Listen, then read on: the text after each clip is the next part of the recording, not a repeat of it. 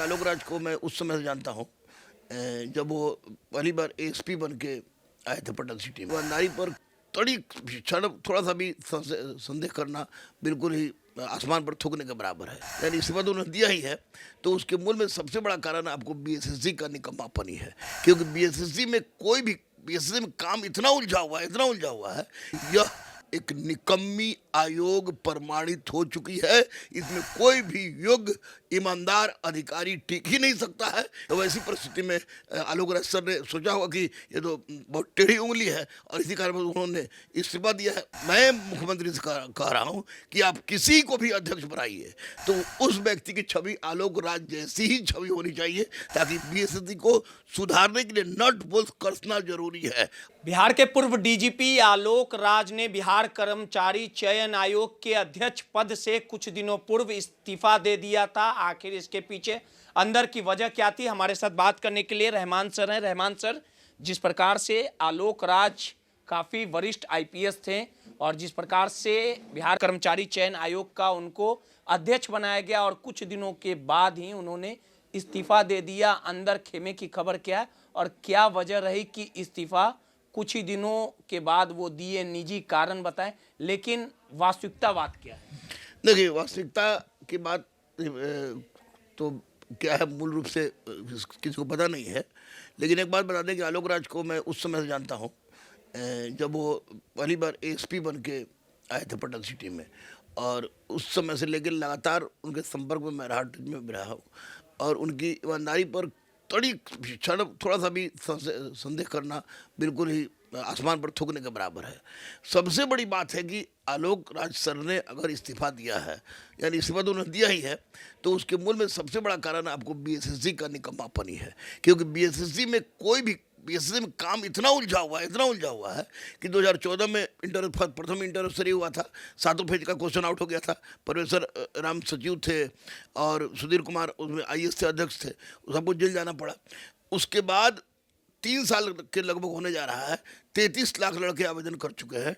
Inter स्तरीय परीक्षा में बार डेट बढ़ाई जा रही है। उसी तरह आपको CGL 4 निकला, उसकी भी परीक्षा की तिथि अनायास घोषित की जा रही है। बोर्ड पर लिख दिया जा रहा है, लेकिन पेपर में नहीं क्लियर कर दिया जा रहा है कब लिया जाएगा। और बीएसएससी के अंदर के सारे क्रियाकलाप अत्यंत ही उलझे हुए हैं, जिसे सुलझा पाना।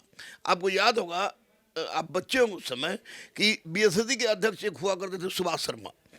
वे भी एक्टिव ईमानदार व्यक्ति थे, और वो जब तक रहे तब तक, उस समय दरोगा परीक्षा लिया था बीएसएससी नहीं, जब तक वो रहे तब तक दरोगा परीक्षा नहीं हुआ। तो उनमें उनकी असफलता नहीं थी, असफलता बीएसएससी की थी, क्योंकि बीएसएससी पूरी तरह से उलझा हुआ था। और मैं तो यही माननीय मुख्यमंत्री नीतीश कुमार जी से हाथ जोड़कर विनती कर देंगे, हुजूर, बच्चों की ज़िंदगी को सुधारने के लिए आप एक कदम उठाइए। आपने बिहार को बदला है, महिलाओं को आपने 50% आरक्षण दिया है, ट्रांसजेंडर को मौका दिया है, तो इन गरीब बच्चों को मुख्य धारा में से लाने के लिए बीएसएससी आयोग को तत्काल प्रभाव से भंग कर दीजिए, और बीएसएससी को किसी अन्य आयोग जैसे दरोगा भर्ती बोर्ड को या बीपीएससी के हाथ में दिया जाए, क्योंकि यह एक निकम्मी आयोग प्रमाणित हो चुकी है।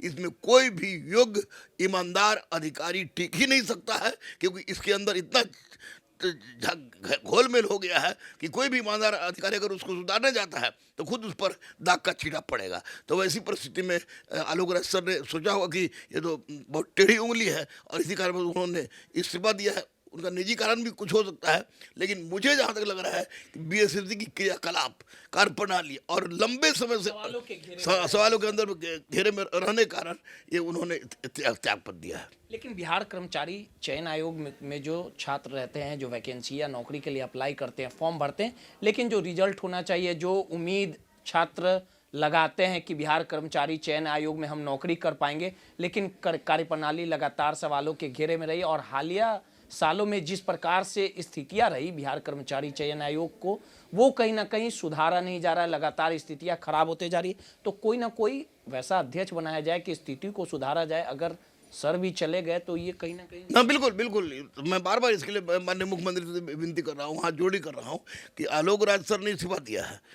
निजी कारण उन्होंने बताया हो, जो कारण बताया इस्तीफा दिया है, लेकिन उनकी ईमानदारी पर शक करना संभव ही नहीं है, क्योंकि उनकी हर चीज को मैंने देखा। और एक योग्य अधिकारी, एक अच्छे पुलिस अफसर के साथ साथ एक अच्छे अध्यक्ष साबित होते कब, जब बीएसएलसी सुलझा हुआ होता तब।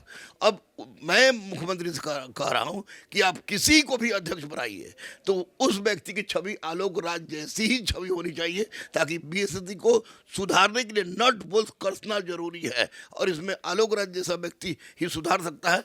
और अगर ऐसा मुख्यमंत्री नहीं करते हैं तो पहला काम ये करें कि बीएसएससी को भंग कर दें और उसकी कार्यप्रणाली को दरोगा भर्ती बोर्ड या आपको सिपाही भर्ती बोर्ड, बीपीएससी, तीनों में से किसी के हाथ में दे दें ये इंटर स्तरीय और सीजीएल 4 की बहाली। क्योंकि बीएसएससी अब पहुंच से बाहर हो गई है, बिल्कुल हालात खराब हो गए हैं। एक कहिए कि क्या कहिए, सड़ा हुआ आयोग के जैसा प्रतीत हो रहा है। लोग मन में शंका जा रही कि बीएसएससी ये तो बिल्कुल बेकार है। और मैंने भी देखा है 7 दिन पहले सब्सिडी का क्वेश्चन आउट हो गया था, उसको लेकर हम लोग आंदोलन भी हम लोग किए थे। आंदोलन के कारण फिर उसमें परमेश्वर राम जेल गए, सुधीर कुमार जेल गए, बहुत सारे सफेद पोष लोग जेल गए थे। तो ये निश्चित रूप से बीएसएससी पर अब विश्वास किसी को नहीं है। और एक योग्य ईमानदार अध्यक्ष बने थे आलोक राज, जो भी उन्होंने इस्तीफा दे दिया। इसलिए माननीय मुख्यमंत्री, आपके चेहरे पर, आपके छवि पर कोई किसी को संदेह नहीं है। इसलिए आपसे निवेदन है, इस चैनल के माध्यम से, मैं बहुत बड़ा चैनल है, इसको देखते हैं आप लोग, जरूर देखते हैं। आप यही निवेदन करेंगे कि प्लीज आप बिहार के बच्चों को के जीवन को बचाने के लिए आप एक योग्य ईमानदार व्यक्ति को पूरे अधिकार के साथ बीएसएससी का अध्यक्ष बनाइए, ताकि बच्चों की किस्मत को सुधारा जा सके। चलिए, सीधे तौर पे बिहार कर्मचारी चयन आयोग लगातार हालिया सालों में कार्यप्रणाली सवालों के घेरे में, और जिस प्रकार से वरिष्ठ आईपीएस आलोक राज ने इस्तीफा दे दिया, ये साफ तौर पे जाहिर है कि इस चक्रव्यूह में कोई फंसना नहीं चाहता। सहयोगी अनिल के साथ रोहित, माई पीडीएस समाचार, पटना।